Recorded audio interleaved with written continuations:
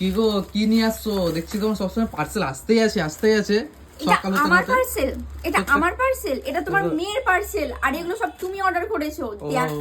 দেখছি তুমি কি অর্ডার করেছো। আমাকে তো কেউ ফোন করেনি। অলরেডি দুটো ড্রেস চলে এসেছে, ঠিক আছে, গ্রাউন্ড, ওগুলো মেবি তোমাদের দেখায়নি, দেখাবো। তবে এটা কি, এটা তো মনে হচ্ছে প্রজাপতির পাখনা, দেখো। পড়ি চলো খুলি। হ্যাঁ পাপা কি পড়ি হ্যাঁ না। মেয়ের বার্থডে, আর পাপা যে কি করবে কিচ্ছু বুঝতে পারছে না। ড্রেসের উপর ড্রেস অর্ডার করেই চলেছে।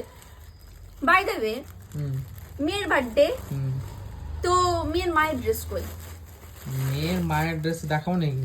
পুরো আলমারি ভর্তি হয়ে আছে।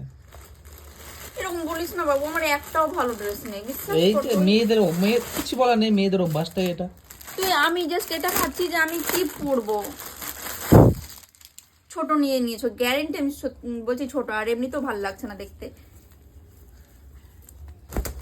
ছোট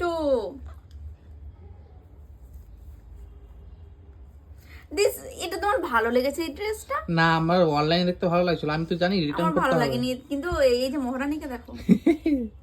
দেখি মাম্মা ভালো লেগেছে? বলছে ওয়াও।